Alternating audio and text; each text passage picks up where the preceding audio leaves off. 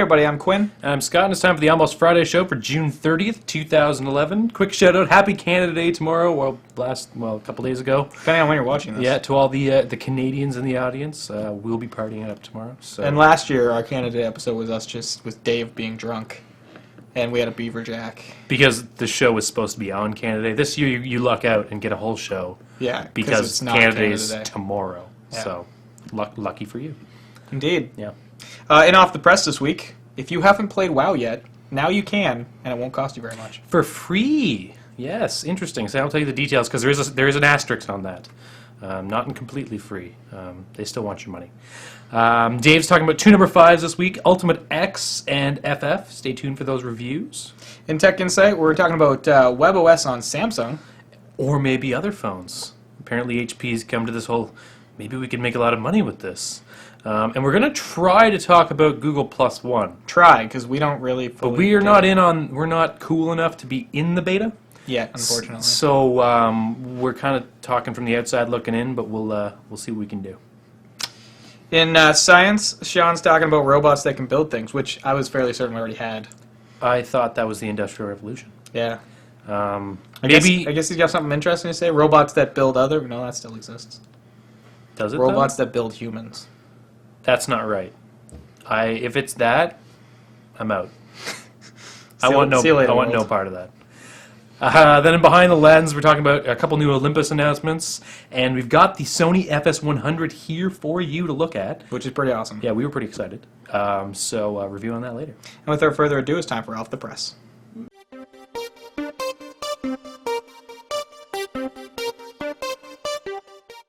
So, young Dave, you ready for some Off the Press? Am I? I don't always- know. I'm actually not entirely sure. Well, to get you started, we're Yeah. going to start with some really big news if you're a video game fan. World of Warcraft is free to play. Sort of. Sort of. For the first 20 levels, but there's no time limit on that. So if it takes you 3 months to get to level 20, you can play for 3 months. It's pretty sweet. There's no limit on number of characters you create. Well, there's the regular limit, 10 characters per server, 50 characters in total, but most people only really have like 5 or 6 characters anyway. There are, however, a lot of restrictions on this, obviously to stop spammers and gold sellers and griefers and all that stuff. But it's the same list. Basically, if you've ever tried the 14-day trial, same limits. Yeah, exactly. So it's nothing new. You know, maximum number of gold. You can't do a lot of like trading and talking and chatting, and you can't join guilds, and you can't start your own party. So it's And there are like different communication limitations too. Yeah. Like you can't whisper someone randomly. You know. if That's someone right. whispers you, then you can whisper them back, add them to your friends list, and all that. What's also pretty cool about this is that if you have WoW, like vanilla WoW, installed on your computer, you can get Burning Crusade for free, which is the first expansion. But if you don't have any of those, after the level 20 limit, you can buy Burning Crusade and original WoW for $20.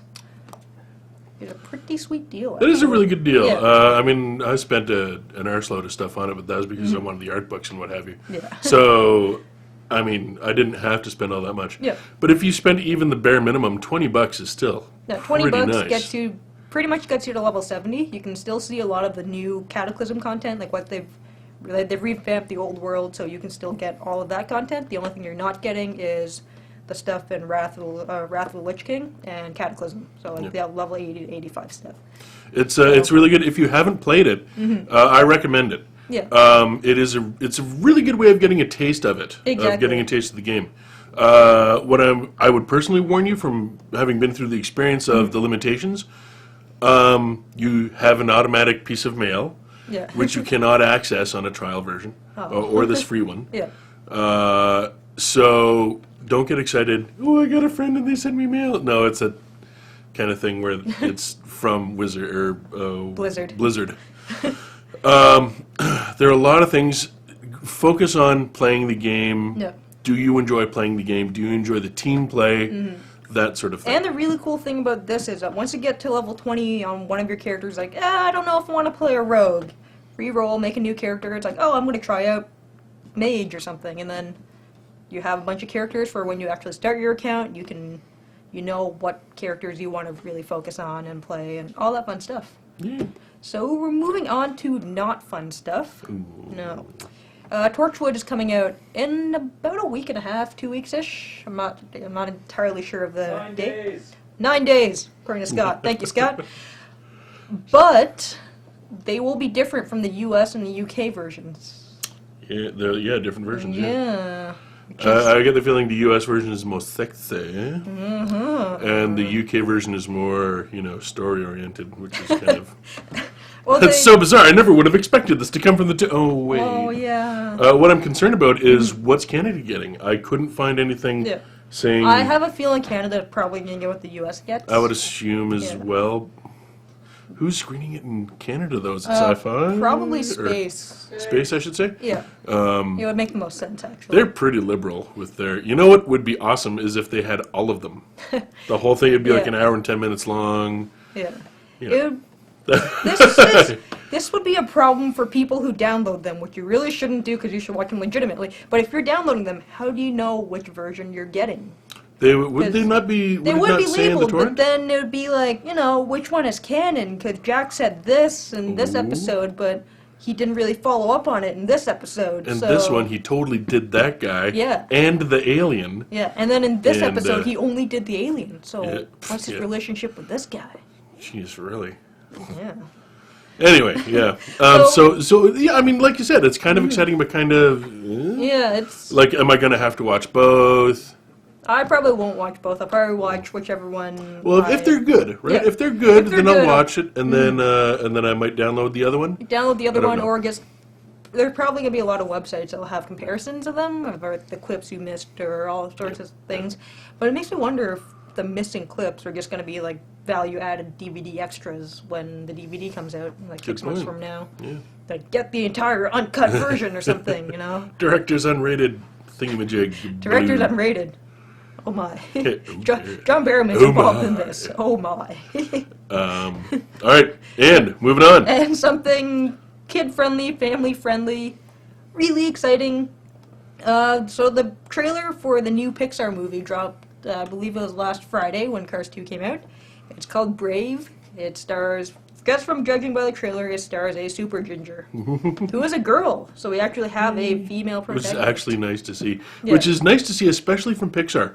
I love the Pixar movies, with the exception of Cars 2. I saw Cars 2 this week. Yeah, there's been a lot of hate on Cars 2. It was, well, I wouldn't say hate, like I didn't, I found it unexciting. Yeah. Pretty much like I Pretty found the much, first Cars. yeah. But they have very male-centric stories. Yeah. Like Finding Nemo, my favorite Pixar movie. Dad and Son. Up, old guy, young kid, young boy. Yep. A lot of these movies, they're very male, and I kind of have a problem with that. Yeah. With this one, I was so excited to see that, and I'm very excited about this coming out Trailer next summer. Looks pretty cool, so. Yeah. I'm pretty excited about it. And it's another sort of big thing is that Pixar is not a company where I'm very excited about their human animation. Yeah. And in this one, it looks quite decent. I'm pretty... It looks pretty Anyway, cool. yeah. Could be okay, whatever. Yeah, whatever. All right. So moving on to the sort of whatever new releases. In theaters this week is a movie that you saw, actually. I saw it on Monday. Transformers 3, Dark of the Moon. My review on it is, I'm going to try and make it quick, but turn off your brain. If you're going to go and you expect to enjoy it, and I mean this as sincerely as Did you possible. see this movie in 3D? Yes, I did. How is it 3D? Unnecessary. Alrighty. It's Anyway, fine. yeah. It's decent 3D. It's not distractingly bad like it was in Clash of the Titans. Okay. Or something like that. Ugh. Like the 3D there was bad. Yeah. And it actually took me out of the movie. The thing about Transformers 3, you really can't think about it. It really is. It's kind of. It reminds me of what people were saying about Sucker Punch. Gorgeous movie. Yeah. Some of the action scenes went on so long that they got kind of dull. There's an interesting review on it on IO9. I recommend going to IO9 and reading the article, and it's titled "Why You're So Wrong for Hating Number 2." And it was funny. It was a funny thing, and the person had some very interesting points. But really, if you're going to go and you want to see robots destroy stuff and big explosions, opening scene of Carly's back porch as she ascends a set of stairs. There are parts of it that are very insulting. But Boobs and robots and explosions. Yay! I mean, if that's what you're going for, that's what you're going to get. But that is all you're going to Just get. go in and enjoy the theater's AC and stuff, you know.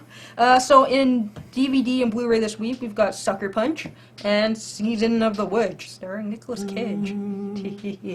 Yeah. Yeah. I might not. No, catch that skip that one. And in games, we've got... Fine, I'll do it. Okay, whatever. It's your show after all. Super Street Fighter 4 Arcade Edition, so now you can play with a bunch more characters. And Resident Evil on the 3DS, which apparently can only have one save file ever. Ooh. I mean, it's not a big deal for me because, Yeah. But But still, on that downer note, boo. that's a little disappointing. Why would they do that? Just memory? To stop the resale market. No, okay. Yeah. No. Yeah. Oh well. Yep. And that's it for Off the Press this week.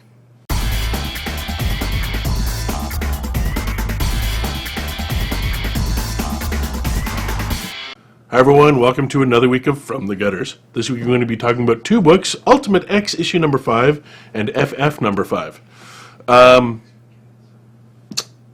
Ultimate X number 5 was written by Jeff Loeb and illustrated by Arthur Adams. Arthur Adams, for those who don't know, is an old school artist. Well, I call him old school. I really enjoyed his work in the 80s, and his work in this book is decent. It's quite well, okay. In terms of artists, of a full scale of artists, here's Arthur Adams. Arthur Adams on a bad day is right here. So, it wasn't as impressive as his work on the 4th issue. Written by Jeff Loeb, this is actually looking like it's going to be, it was a really good and very elaborate and lengthy introduction to the Ultimate X storyline. This was really good. I really enjoyed this. The writing was above average. I wouldn't say it's stellar though. Like, it's not like, wow, this is it didn't blow me away, but it does have me very interested. And the artwork, I love Arthur Adams, but good gravy, he's slow. He's so slow at getting this stuff done.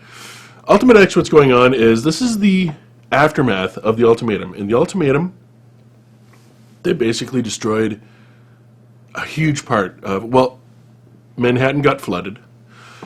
A lot of superheroes died. A lot of mutants died. Mutants, in the aftermath of all of that, are now legally hunted in the Ultimate Universe. So, where does that leave mutants? They're on the run.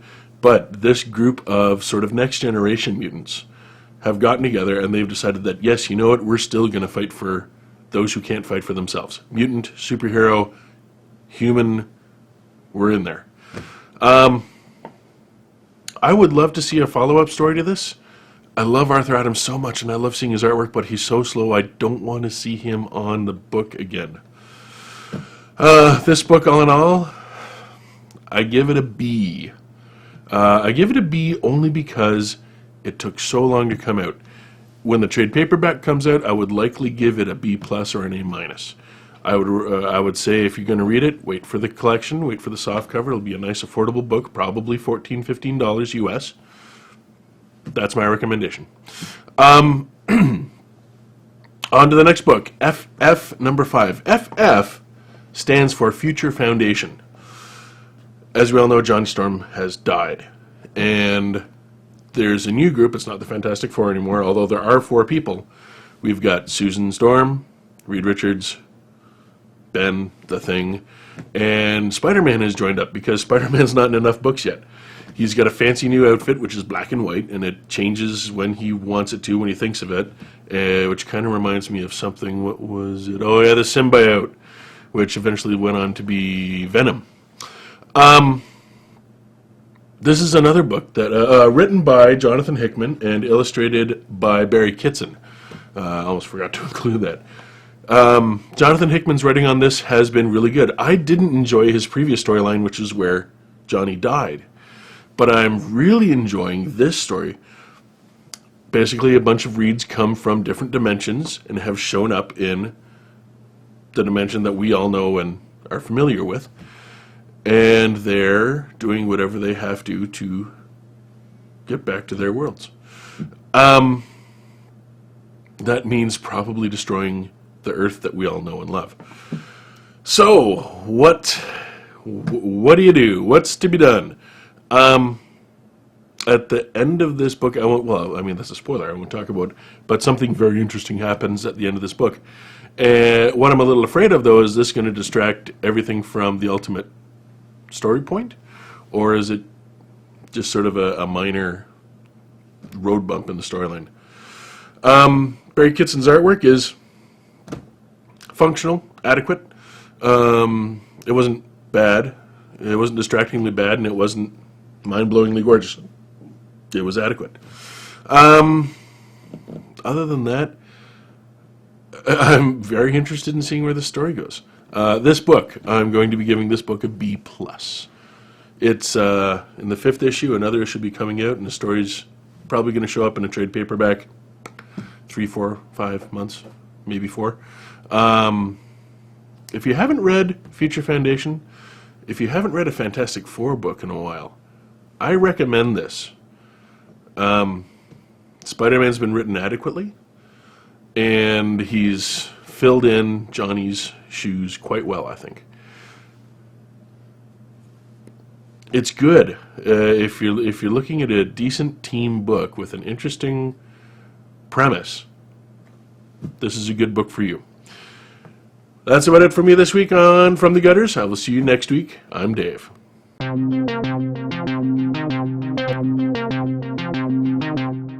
Hey everybody, welcome to Tech Insight. We're starting it off with WebOS on Samsung. Yeah, so HP, there was rumors early, maybe this week, last week, that HP was thinking about licensing WebOS to third-party manufacturers. Which makes me incredibly excited. Well, originally they said they weren't interested in doing that, but I have a feeling that was because Palm wasn't interested in doing that. Yeah. And now they've confirmed that they're actually in talks with third-party manufacturers. They haven't thrown a name around.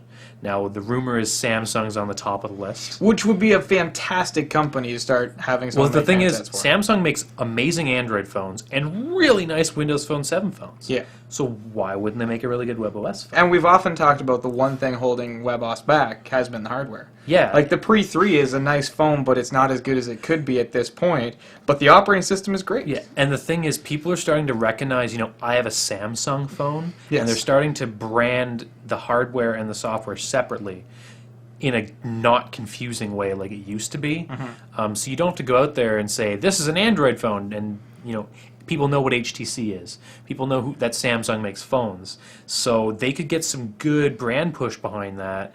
And like Samsung, I'm sure, is selling the most Windows Phone 7 phones. Probably. They have the nicest handsets, Yeah. on top of the fact that they're Samsung. So I have a feeling that would be good for Samsung, good for WebOS. The only thing is, how does HP make money off that? Will they go the license route like I'd imagine they'd does? have to. I think they would, because they don't have the App Store to guarantee them the income. Yeah. So I think it's interesting, especially since the tablet just came out. Now, I don't want to see them license WebOS for tablets.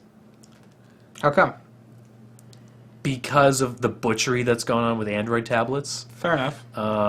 There's how many released now? Hundreds Yes. by different manufacturers. How many are good? Like 2? Yeah. And I don't want to see that happen to WebOS, because I think Android on a tablet is limited because you get all this crap. It's true, for sure. So people are going, I don't want to get mixed up in that.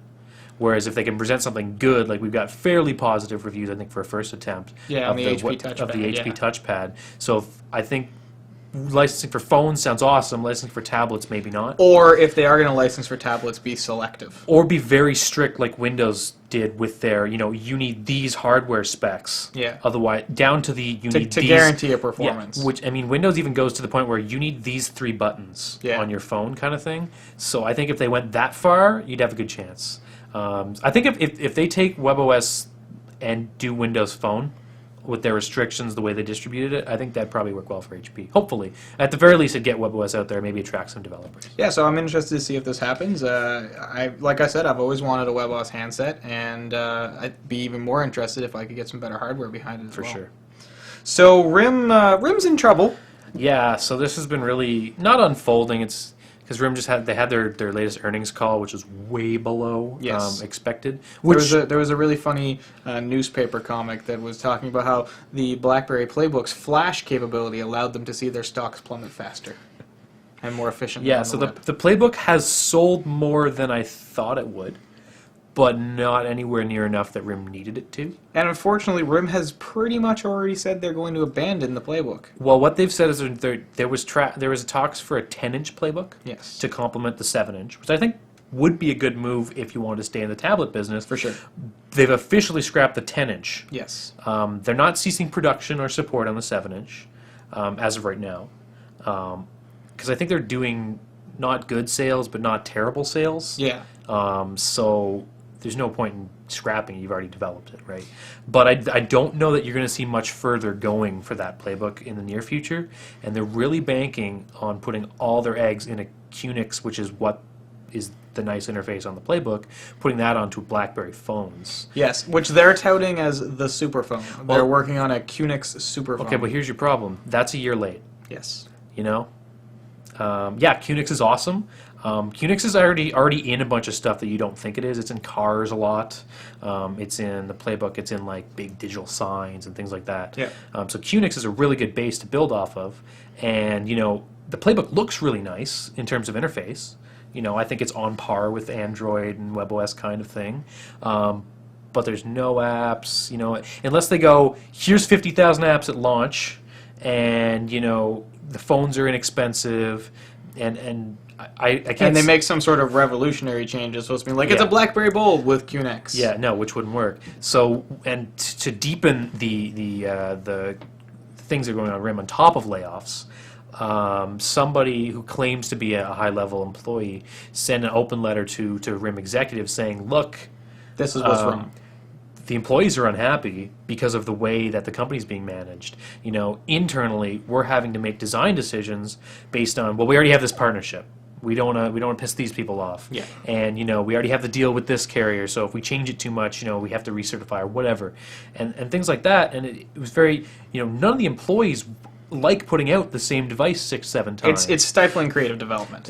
Exactly. And, you know, on top of the fact that, you know, he wasn't happy with the management style and things like that. So if you have a good portion of your employees unhappy with the way their jobs are running, and they're unhappy with how they're being able to develop products. Because they want to do more for you, but you're not letting them. Because the thing is, I know a lot of smart people work at RIM. Yes. Because they had this huge boom a couple of years ago, and, you know, I know some people who work at RIM, and they're very smart people.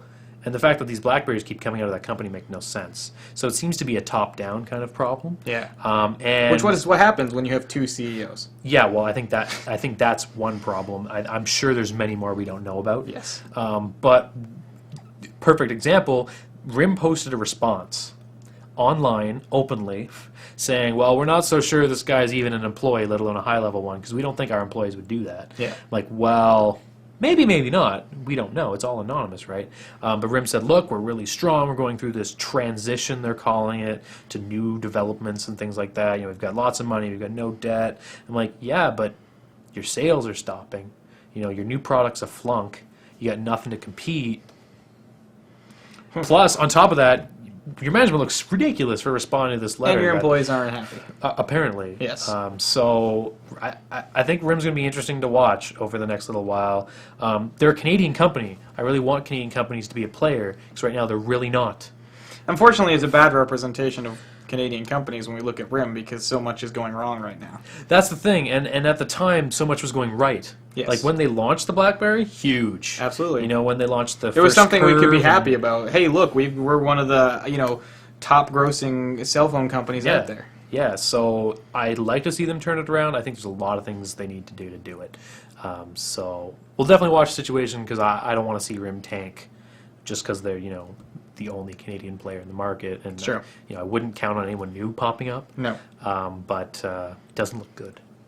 So the Lulz Security, which is a Lulzsec, group yes. of anonymous hackers that have been going around hacking everything for the last 50 days. Yes. So they've put out they actually put out a letter, which is interesting, saying, you know what, we've had our time, but I think we set out things to do, we've accomplished them, and they're going to disband.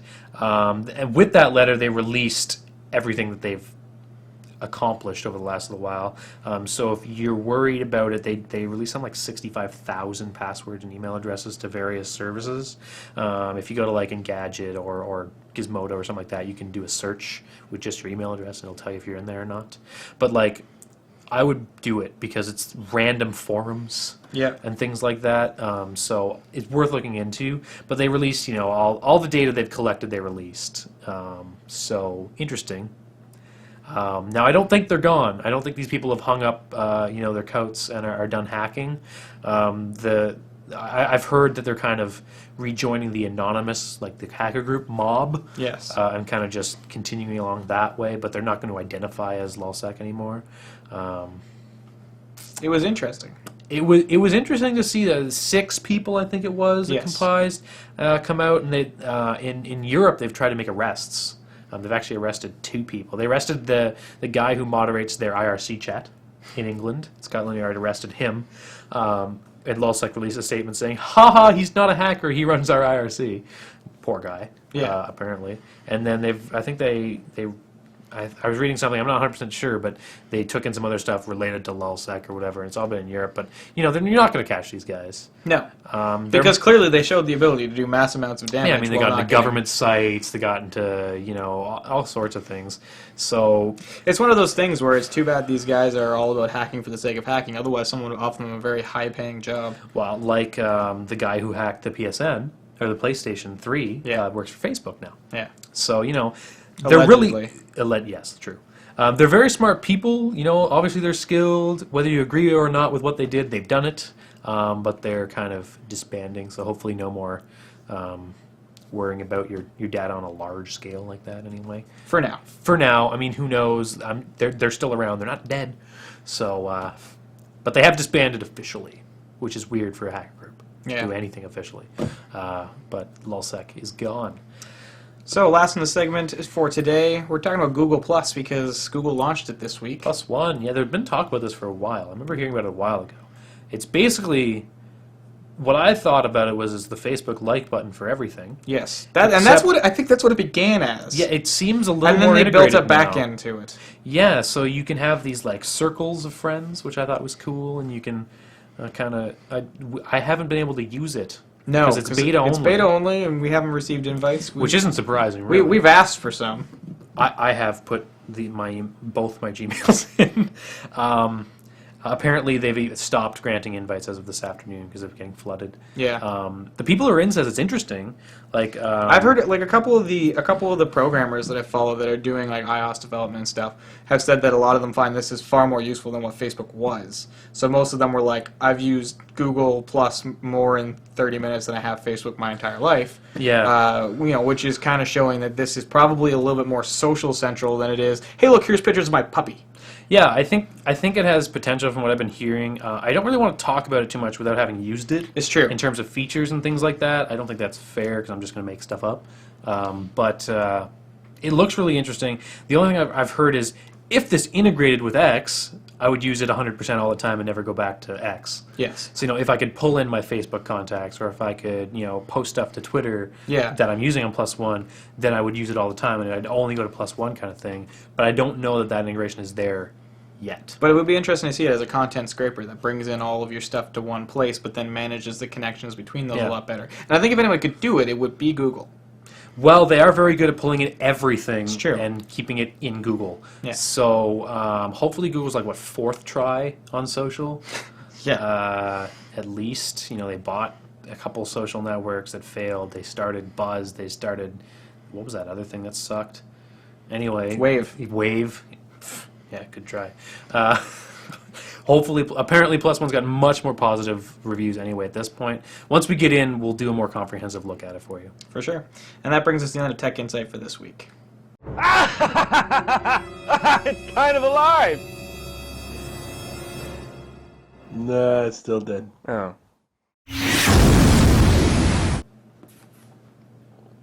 You! What? You look like you want to do science. Sure. Okay.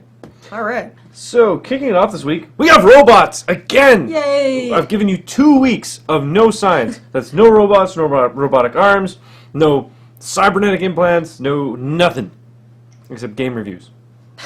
And some of those had cybernetic implants in them. Minor details. Very minor. But this week we have relatively cute robots. They're adorable little things. They're like, yay big. They're about 6 inches big. yeah, They they're look like little mice. builder bots. They call this project, it's from Harvard, called the Termis project. So like termite. Yep. Except And- good. Yeah. And instead of destroying things, they're building it. So what they did is it's a little programmable robot that works semi-autonomously. Yep. Say that 5 times. And what it does is they kind of told it, you need to reach this ledge. Yep. You have to go from down here to up here. Yeah, Here How are you some gonna do it? building blocks. Have at her. pretty much. So these robots have little sensors on their fronts and backs, and then they have little forklift things to lift these blocks. There's a video linked in the show Yep. notes. Which and you should watch. It's really cool. You really should, because it's really funny. Because they go up, they pick up the thing like a forklift, like Sam Yep, said, and but then- then they just go, and whoop, onto my back. And then they carry it. And then they go back down, back up, go back, grab another bit. It's really, really cool to see these robots working in this fashion. Because we know there's automotive robots, we know there's robots that build machines anyway, Yep. but they're usually just arms. They're manipulating a piece of raw material. This is going on a different level, Yeah, because these- this is... Yep, these little guys, like I said, have sensors, so they're using the sensors to determine where they have to go and how high, I guess, they have to stack the blocks to reach their Exactly. destination. And, well, what they're kind of doing is kind of trial and error whenever Yeah. they're building, because they get to a certain point, they reach the end of what their known distance is, and then they find the obstacle and go, nope, alright, gotta grab another bit. Grab another bit, more bits, stairs. This Am is I all there happening yet? really slowly, though. Yes. The video is 22 times sped up. Yep. So it's really slow, but still neat. So we Very have neat. little builder bots, which is kind of cool, because eventually you could have nanobots building your house. Very You have a slow. whole swarm of them slowly building your staircase or something. Scary, but cool. Adorable. And it's kind of neat, though, because they're always, sitting there going, well, how we control robots, especially when we start getting to that point. Yep. Well, now they're getting there, because you Sort can of. be more like a computer now. They've developed RAM for the human, Sort of. sort of. Yep, yep. By RAM for human, I mean RAM for the brain, or for a rat. So it's kind of neat. They figured out how to create a power switchable memory unit or augmentation in rats, and basically they were using this. I'm just trying to remember where. Just checking our notes because I can't remember what school it was. USC Viterbi School of Engineering. Yeah. So what they were able to do was they essentially put a rat in a box, trained it to touch a switch, or tried to figure out if it would touch a switch. Switch for food, switch for water, all that Exactly. And then they took rats that didn't know how to do that, and they had the little cortical implant, is what they're calling it, and it, when they turned it on, had the instructions already hard-coded into it, which acted like neurons to say, and they simulated it to say, oh, if I want food, I have to go left. Yep. And if I want water, I have to go right. And then they flipped it off, and they had no idea how to do it. It's like, I wonder Yeah. what the left one does. Exactly. Oh, They look. went back to trial and error. So this is really cool. Because this is like literally random access memory in the human brain, but beyond that, it's now we have an interface that is actually able to directly communicate with the brain, not in a simple 0.3 volt pulse, but actually able to emulate the language of the brain. It's able to take the actual, I don't know how you call this. It's able to take the information given to it, so this implant can read the information coming off of a firing synapse and coming out of neurons, and then emulate it and augment it so that it can replace a certain area of the brain. Yep. or replace or wipe completely. Or Yep. depending on what it is. So we could start seeing very much along the lines of like Johnny Mnemonic, which if you don't know what I'm talking about, Keanu Reeves movie long ago, watch it. It's all right. Yeah. Basically, he's a data carrier. He's able to actually store computer data in his head through a little implant. There's like 100 megabytes of memory in his head. Yeah. It's crazy. It was nuts at the time. And we're looking at something that can potentially do that now. But not only, it's actually more like the Matrix, like, I know Kung Fu. Still, once again, Keanu Reeves. Why does he keep getting these parts? That's another segment. Anyway. Natural progression. Anyway. But anyway, though, so we're looking at the ability to give people knowledge, skills, or replace areas of the brain that have been damaged through stroke or seizures or anything else. So someone suffering a little bit of brain damage can probably get some of their long-term memory back. Exactly. Or they can at least make it so that they know how to get things again. All right. So very, very interesting in the way of working with robots and then building an interface to do so. Cool. But you got something else very Canadian to talk about. Sort of Canadian. We're going to be celebrating our Canadian love of beer and Canadian multiculturalism. Woo! Woo! Because a scientist or a beer archaeologist, by the name of Patrick McGovern, has basically through chemical analysis discovered ancient recipes for brewing beer. Huh. And this is only vaguely science related, but he's working with a brewer at a brew pub to actually make these beers with the chemicals and the analysis and the recipes that they've discovered. So in ancient beers, they used a lot of like herbs and like vegetables and stuff, and not what we would consider nowadays as beer, but they use a lot of herbs as preservatives and I was going to say, so we could still have an alcoholic beverage. Yep.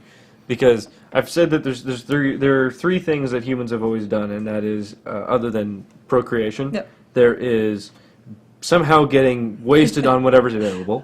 Yep. It doesn't matter, and like this is good proof, because now you can drink like the pharaohs. Yes. Exactly what they were drinking. 3,000-year-old recipe from Egypt. So this one in particular in this IO9 article is with thyme and poppy. Ooh, that could be good. That does sound pretty good. But there are also other recipes from other places like the Middle East and China that use other herbs like oregano and like carrots and vegetables and all that stuff.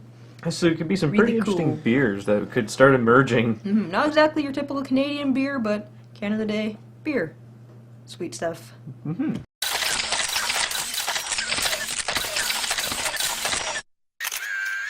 Hey everybody, welcome Behind the Lens. We do have a camera to talk to you about, but first, bit of news, long awaited a little bit. Olympus has released their new EP3. It's a big day for Olympus. They brought out 3 new camera models and 4 new lenses and a couple of new accessories. So lots of stuff.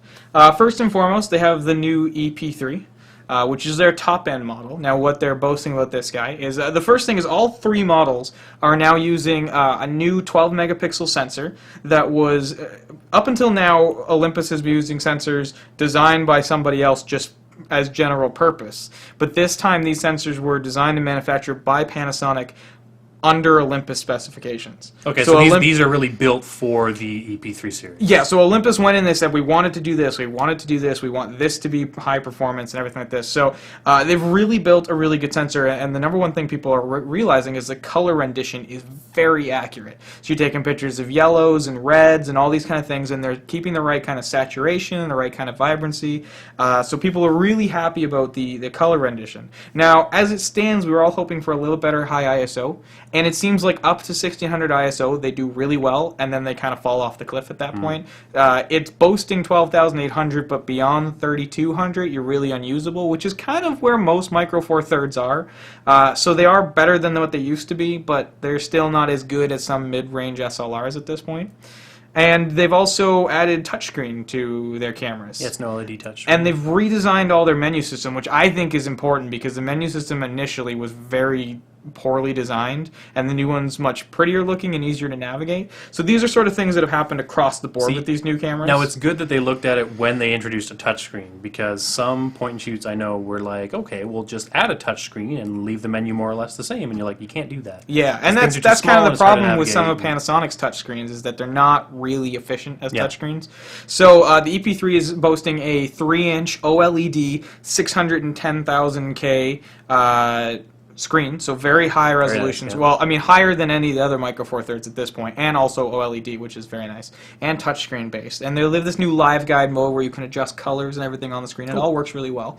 But the other thing they've really focused on is their new fast autofocus, because up until this point, Panasonic has been holding the reins as the fastest focusing mirrorless camera, but now Olympus is beating them. So they've redesigned their 14 to 42 lens, as well as announcing a couple of new lenses that have this new MSC mode, which is their fast autofocus system, and we're looking at 20 millisecond response time for focusing, which is actually faster than some SLRs. It's good and quick. So it's very fast. They went out there aiming to do it and actually did it. Yeah. By a reasonable margin and kind of thing, because a lot of times Olympus is kind of behind the ball with a lot of stuff. Yeah, so they really want to step up their game, and I think the new lineup is really promising looking. So the EP3 is redesigned, it's still their metal body. It's got an interchangeable grip on it now, so if you want to keep it slimmer, you can, or if you want to have a thicker grip, you can, which is kind of nice. That's a nice option for the...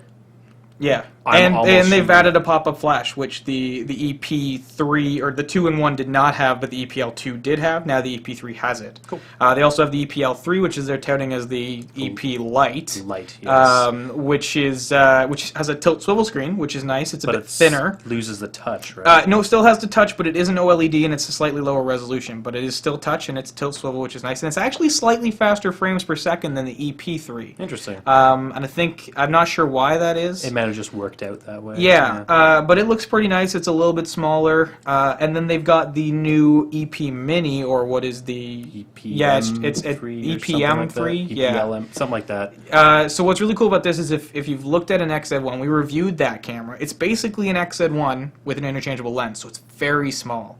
That's pretty cool. Yeah. That they were able to keep it so compact. There's less buttons. There's no hot shoe capability. It's a little bit different, but really cool stuff. And they also announced a couple new lenses. The big ones is they've brought out their new 12mm f2 lens, which is a 24mm equivalent bright f2.0 lens. And these are their new high-grade lenses. So very good optics, 2 spherical lenses, 12 elements in 8 groups. So very, very sharp, very nice out-of-focus rendering. And the thing about a 12mm is that because it's so wide, and now that the new autofocus is so quick, you can really do good street photography, just be a kind of click, snap.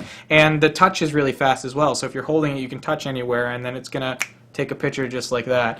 So a really promising lens if you're a big street photographer, which is what a lot of people are using mirrorless cameras for. Well, it's the size factor, right? Yeah, and the other thing they brought out is a 45mm f1.8, which is a 90mm equivalent, which some people wanted sort of a portrait-style lens that was going to be faster. But what's nice is it doesn't break the bank. The 12mm is around $800, but the 45 is $400. Not bad. Which is pretty nice to get a 90mm equivalent. Yeah. So both those lenses are looking pretty cool.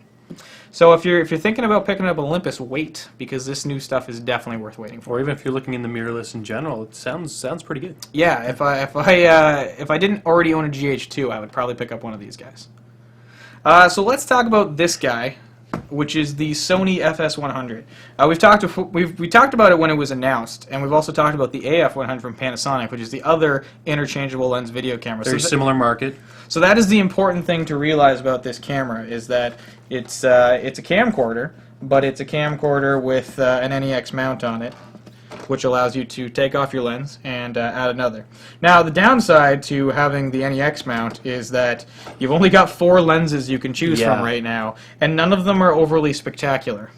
That being said, you can put Sony's A-mount adapter on it, and then you can use their Carl Zeiss lenses, their 85-1.4, their 135-1.8, and all of the other Sony lenses. Some of them will focus, some of them won't, but even still, you're probably manually focusing with this camera anyways, because if you're doing professional video work, a lot of the time you're going to be doing that. And those lenses really do have a nice character to them and help push this camera into new bounds. But what is interesting about this is how modular it is. Yeah, it's crazy, because when we took it out of the box, it's literally like you just get this little bit, Yes. All this other stuff kind of builds So up. you can quickly detach a lot of the features of this camera and turn it into a smaller setup, which is kind of neat. If I show you here by unplugging stuff, you can detach all the various pieces.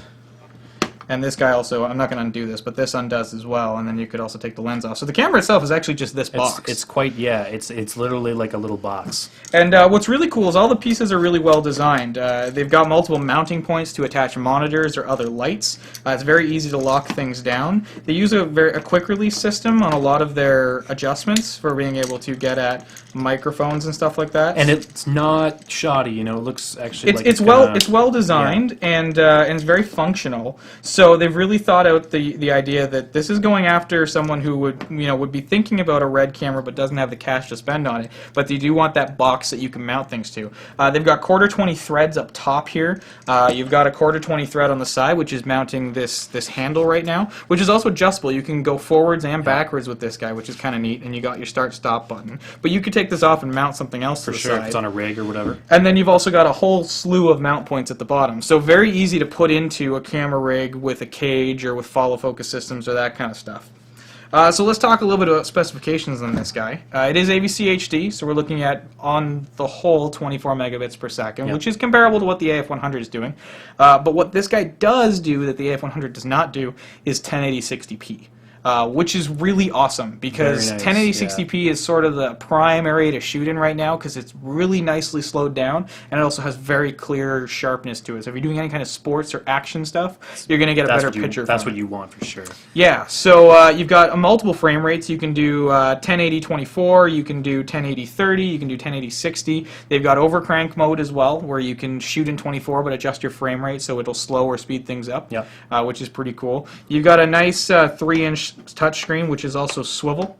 What's neat about the swivel is that you can close it down and attach the viewfinder in any different way. And if you're not using this display because you're using a monitor or something, it's not sticking out the side or anything. So what it does is cover mostly playback buttons on the top.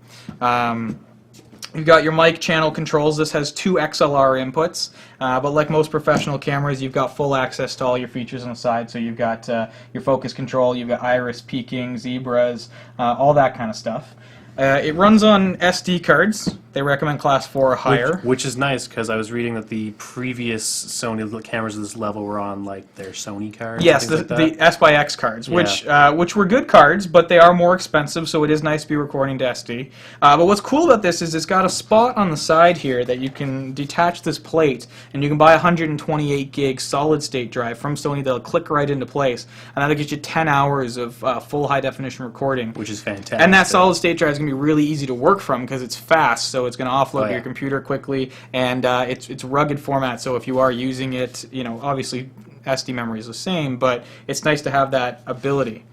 So the camera's pretty cool. I like it overall. You get the microphone and the viewfinder and everything in the box. You can buy it as a camera only for around $5,500, or with the 18-200 lens, which, in honesty, it works. Not a huge fan. But it just doesn't have that magical look to it that you get from other SLRs, and I strongly believe that's mostly the lens and not the camera itself. Now this is an SLR size sensor. Right? Yes, it is an APS-C size sensor, so a little bit bigger than what you get in the AF100, which will give you shallower depth of field if you're looking for that. But overall, it's a really nice camera, really great concept.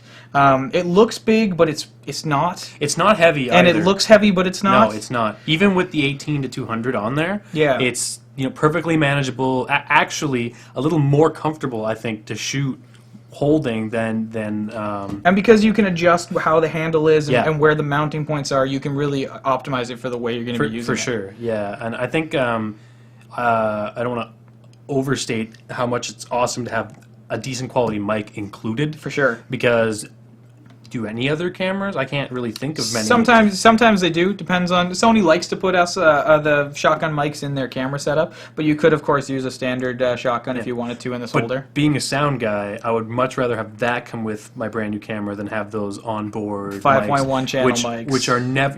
They're getting a lot better. They're okay if you're going for ambient, but they're never as good as something like that. Absolutely. So we just got it today, so we haven't had a chance to shoot with it yet. We will be testing it out over the weekend to give you an idea of the footage. But so far, it looks pretty good, and hopefully we'll have a chance to shoot something. But I think if you are looking in that $5-6 range, getting into a professional camcorder with interchangeable lenses, there's a lot of really compelling features on this camera for sure. Yeah, the feature set is great, and I think the quality's going to be there for sure. With that kind of sensor and the way it's set up, I think it's a good product. All right, and that brings us to the end of Behind the Lens for this week. So that about wraps it up for this week. Yeah, it's been a pretty interesting week. We got some free WoW. We got some pretty downer Canadian tech news. We got some pretty interesting science. Yeah. And best of all, we've got beer. Beer. So, really, to wrap it up, enjoy yourself a very good long weekend. Well, you would have already enjoyed it by the time you'll probably see this. Well, hopefully you remember your long weekend and it was a fun time. And hopefully you remember to watch this. Please do. Yeah. We do need you. So if you want to contact us, the quickest and shortest way is on Twitter at @almost_Friday. Or if you have any comments or suggestions, you can always send them to us by email at contact@almostfridayshow.com. And until next week, enjoy your stuff. Enjoy your long weekend. That's the stuff.